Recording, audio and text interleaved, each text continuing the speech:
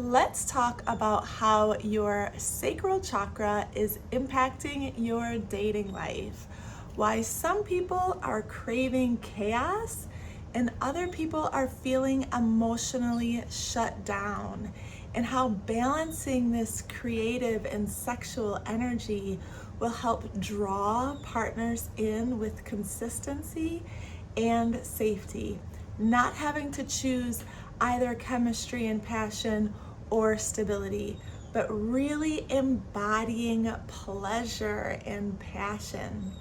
So, we're going to learn how to regulate that passion, how to attract partners, and of course, we're going to start with a little self-reflection. So, I have a few questions for you.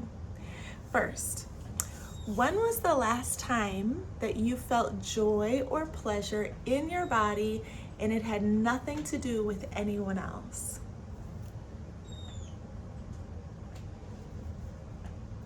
What about, how does healthy chemistry feel to you? And do you feel safe experiencing pleasure, or do you feel guilty when you're trying to relax or enjoy? These self-reflection prompts are designed to help understand what's going on in your energy center, because on this channel, I help you diagnose what is going on in your energy so that you can get more into alignment with your dream life. So to start with a quick overview, the sacral chakra is the energy center that's located in the low belly or the womb. And this one is going to be the feminine and masculine energy. This is such a popular topic right now, with people really understanding the polarity that's created in the feminine and masculine energy. And it's been allowing us to reflect on ourselves with how much are we in our feminine and how much are we in our masculine. This whole discussion is sacral chakra talk. So this is going to help you create this magnetic feeling. But as we've already talked about with the root, it's got to be grounded, or else the relationships will just come and go. So what makes the difference? The main factor in the sacral chakra being healthy is emotional regulation. Yes, it will determine if the passion that you're feeling is going to end up being pleasure or pain. You are in complete control of how you feel and process your emotions. And that is great news, because it puts you in the driver's seat with the kind of interactions that you're going to be having, especially in the dating scene, because this is not like any other relationship in your life. Your root chakra is all your other relationships, the tribe that you surround yourself in, the friends and the family, the ancestry that you come from. But when it comes to the sacral, that is a partner that you are choosing based off that magnetism and polarity. And we want to be attracting pleasure and not pain. So let's go on to the next step, which is helping you diagnose what is the current state of your sacral chakra. Is it a little overactive, or is it a little underactive? So we're gonna start with reviewing underactive sacral energy. So we call this the numb or independent lover. This person's energy is closed. So they are not going to be very emotional. They're not going to be super easy to connect with. And when you go on a date with someone like this, it's going to feel more like a business meeting. Now, of course, we're talking about dating. This is true in marriage as well, because you want to feel like you're dating for the rest of your life. And so having that blockage where you are avoiding pleasure, and they can't read you, they can't get a sense of, if they come into your world, if they step into your energy, are they going to experience pleasure? Are you going to be an oasis? Or is it going to be a wall or a block of Don't touch me affectionately. Let's not get too emotionally connected. So this person is avoiding vulnerability. So vulnerability meaning in this category, because that can mean a lot of things, but when it comes to the sacral, it's the mantra, I feel. So do you feel vulnerable enough to share how you feel? Or are you the person that says, I'm fine, when clearly you're not fine? You have all these emotions bottled up and you're not letting it flow. The sacral chakra is a water sign. So feelings are going to be constantly flowing through a healthy river, right? And it's about processing it, feeling it, continuing to let it flow down the river. To date someone who has a dam built up, that's a lot of pressure. And you can feel that emotional pressure brewing under the surface. They're going to be pushing away affection or get uncomfortable when given compliments. So you can ask yourself, some of this is sounding like me. Okay. They see pleasure as unproductive or an indulgence that is not necessary. So people with a blocked sacral chakra, they equate risk with danger. So their nervous system is still afraid at its core. And so they would rather be lonely and safe than to be risky in connecting emotionally with another person. So have you ever heard someone, or have you ever said, I've been single for a while and I'm just waiting for the right one? But when you ask them truthfully, like, okay, so what is it that you're looking for? A lot of times they're not exactly sure. They'll just know when it's right. Or they will say, well, what are you doing? Are you, when you go out, are you smiling? Are you talking to people? Are you saying hi? If someone approaches you, do you have a warmth that you welcome them to speak to you? Or are you emotionally distant and blocked? And a lot of times these people are being emotionally blocked in every situation. So the blockage that they're experiencing dating, just waiting for the one, they're experiencing that blockage in every other area of their life. You can ask them questions or ask yourself questions. Do you have creative outlets? Do you spend time just enjoying your own pleasure? A lot of times with these blocked people, it's no in every category. So what ends up happening is if you do find a relationship and you still have a closed off sacral, you're going to attract someone who's okay with that, right? And so you have to ask yourself, what would the state of someone's sacral be that they'd be okay with me having a closed sacral, right? And so a lot of times they pick emotionally unavailable people who mirror their own detachment, right? So it ends up working, it works, but there's no passion, there's no desire.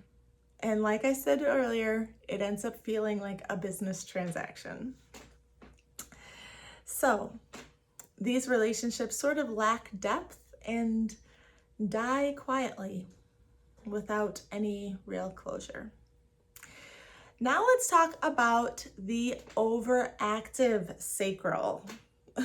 So a lot of my clients have been telling me stories of the overactive sacral, and I guess they are a little bit,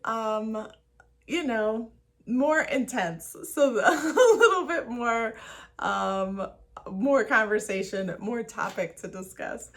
So for these people, it is an overflow of emotion.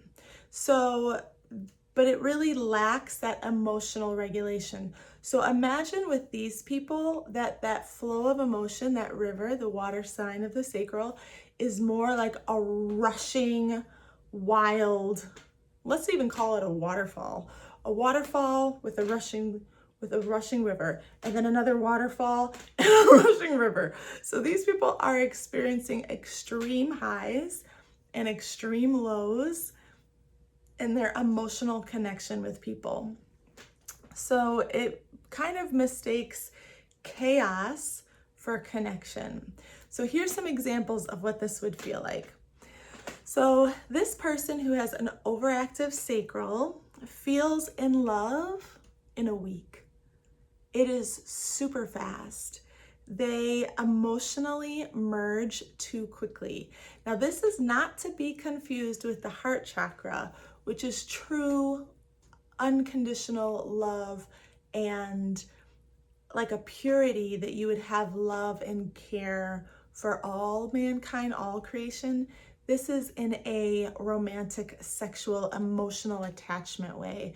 So they're going to say things like, I've never felt this way before. And they want that immediate chemistry and spark to be super intense. And that is the thing that they're looking for, and they won't settle for anything less. So someone who's just giving them warmth and trust and ease, that's too boring for them. They want someone who is going to ignite the flame because their nervous system is used to the rush of going over the waterfall. And then they're also used to the crash at the bottom, where all of a sudden, where did this person go? We were hot and heavy for 1 week and then totally ghosted. But most of the time, you gave that person a lot of your attention, a lot of your time, really fast responses to text messages, ignored other responsibilities, and was putting this person at the forefront so much that the intensity was there, and then it scared them off, or the emotional connection was too strong, or they started to question, why is this person so available so fast? And there's a distance. And so this creates this chemical high of cortisol and dopamine, and the rush of the sacral is creating this overall imbalance that truly is affecting the entire system of your energy. And this needs to come into balance and regulation.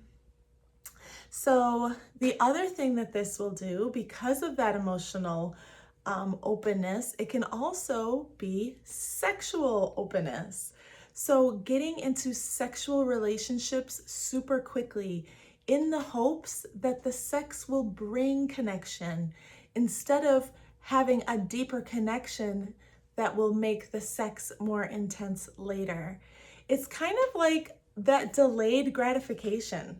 In a world where everything is so instant, the instant stuff does not taste as good. Let's be honest. If I make a quick instant packet of oatmeal versus a 30-minute steel cut oat, you know they taste different.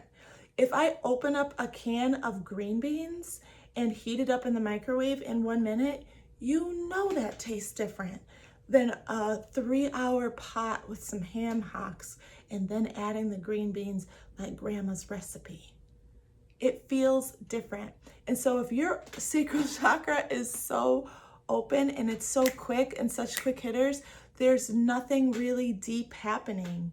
And so the connection isn't there. It's very easy to leave someone who you only spent 1 week with versus I really got to know them, and the pleasure was slow and sensual, and the anticipation had me on the edge of my seat. That is the power of the sacral chakra. And so it's being misused, and it's just coming too fast when it is overactive. And let's see here. Let's say another example is there's a relationship where they meet really fast and they shower them with a lot of attention and a lot of promises and a lot of conversations. And then within, let's say, a month or so, all that turns into jealousy and controlling and where have you been? You're lying, and now arguments. And it's like, this is supposed to be added pleasure, but yet because of a lack of emotional regulation, it turns into pain. So ask yourself, in what other areas of life is your emotions and your pleasure center too open? Are you also doing it with diet? Are you also doing it with TV or addictions? Consider what else might be overly indulgent. Okay. These people will attract partners who can't hold the intensity.